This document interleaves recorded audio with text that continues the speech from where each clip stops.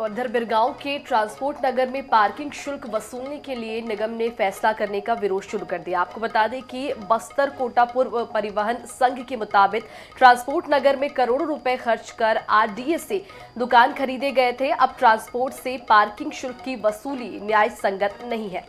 Transporter इलाके में साफ सफाई और सड़क की सुविधा उपलब्ध नहीं कराए जाने का भी आरोप लगा रहे हैं। ट्रांसपोर्ट नगर में बिरगांव नगर निगम द्वारा पार्किंग शुल्क लिए जाने का मुद्दा अब गरमाते जा रहा है। कल इस मामले को लेकर बस्तर कोरापुट परिवहन संघ में एक बैठक भी हुई। अभी हमारे साथ संघ के कोषाध्यक्ष दिवाकर अवस्थी, सीधे हम उनसे ही बात कर लेते हैं। ये पार्किंग शुल्क को लेकर जो है लगातार जो है ट्रांसपोर्टर और ड्राइवर में नाराजगी देखी जा रही। कल बड़ी बैठक हुई, क्या फैसला हुआ? अभी तो ऐसा है कि समाचार पत्रों के माध्यम से हमको मालूम चला कि नगर निगम बिरगांव ने प्रति ट्रक 300 रुपये प्रतिदिन के हिसाब से पार्किंग शुल्क लिया जाएगा, जो कि सरासर एकदम गलत है। जबकि हम पूरे ट्रांसपोर्टर भाई आरडीए से जब जगह हम खरीदे थे तो ट्रांसपोर्ट नगर के नाम पे ही ये जगह पूरी अलॉटमेंट हुई है और ये जो नगर बसा है ट्रांसपोर्ट नगर बसा है। तो जब ट्रांसपोर्ट में ट्रकें नहीं आएंगी तो फिर ट्रांसपोर्ट नगर किस बात का? तो ट्रकें तो आएंगी, कुछ रिपेयर कराने आएंगी, कुछ माल भरने के लिए आएंगी। तो लगातार ट्रकों का आना और इस प्रकार से ये जो पार्किंग शुल्क लगाई जा रही नगर निगम के द्वारा, ये सरासर गलत है। हम सभी गाड़ी मालिक और ट्रांसपोर्टर भाई, यहाँ के मिस्त्री लोग, सभी दुकानदार लोग सब इस बात का भरपूर विरोध कर रहे हैं। कल हमारी इस संबंध में बहुत ही वृहत स्तर पर बैठक हुई।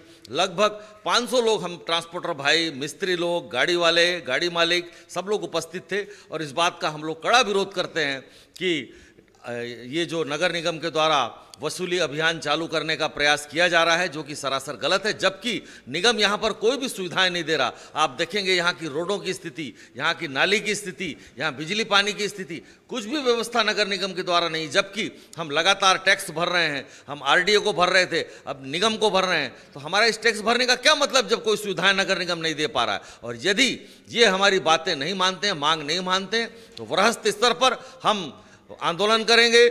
हम ट्रांसपोर्ट नगर बंद के अलावा फिर रायपुर शहर और फिर छत्तीसगढ़ बंद की हम मांग रखेंगे। पहले हम सरकार से निवेदन करेंगे इस बात का कि सबसे पहले हमारी इस मांग को मानी जाए और ये जो अनुचित वसूली है इसको बंद किया जाए। ये ट्रांसपोर्ट नगर को भी एक हिसाब से हम देखें किसी अपार्टमेंट की तरह मान लेते हैं। जैसे डुमर तालाब में थोक अनाज का संघ है, तो वहां पर भी आने वाले दिनों में इस प्रकार से फिर पार्किंग लगाया जा सकता है, शुल्क लिया जा सकता है। भाई, जब गवर्नमेंट ने ट्रांसपोर्ट नगर बसाया है तो ट्रांसपोर्ट नगर गाड़ियों के लिए ही है। गाड़ी कोई शहर के अंदर जाके तो खड़ी नहीं होंगी, गाड़ी तो ट्रांसपोर्ट नगर में ही आएंगी, क्योंकि सारे ट्रांसपोर्ट, सारे गाड़ी वालों के लिए मैकेनिक, यहाँ पर जो वर्कशॉप हैं वो सब यहाँ ट्रांसपोर्ट नगर में है। अब जब ट्रांसपोर्ट नगर में गाड़ी नहीं आएंगे तो फिर गाड़ी किस बात की, फिर शुल्क किस बात का? भाई, हम तो जो टैक्स दे रहे हैं, हम जो यहाँ पर जमीन खरीदे हैं, तो ये तो गवर्नमेंट को व्यवस्था की हुई है। हम फिर इसका ये जो अनुचित मांग नगर निगम द्वारा रखी जा रही है कि इसकी पार्किंग शुल्क दिया जाए, तो ये सर्वथा अनुचित है। ये मांग जो है हम ज्ञापन के रूप में सोमवार को अधिकारियों से भी और प्रशासन शासन दोनों से मांग रखेंगे कि इसको अविलंब वापस लिया जाए इस मांग को। ट्रांसपोर्टर और परिवहन संघ के जो पदाधिकारी हैं उनकी मांग भी जायज और उनका साफ कहना है कि उन्होंने ट्रांसपोर्ट नगर बसाने से पहले यहाँ पर जो है करोड़ों की जमीन खरीदी थी और उसके बाद जो है उनकी ट्रकें यहाँ पर पार्किंग में आती है, क्योंकि यह उनकी खरीदी हुई जमीन और इस पर पार्किंग शुल्क लेना कहीं ना कहीं अनुचित है। कैमरामैन अरुण साहू के साथ मनोज नायक, NS 24x7 रायपुर।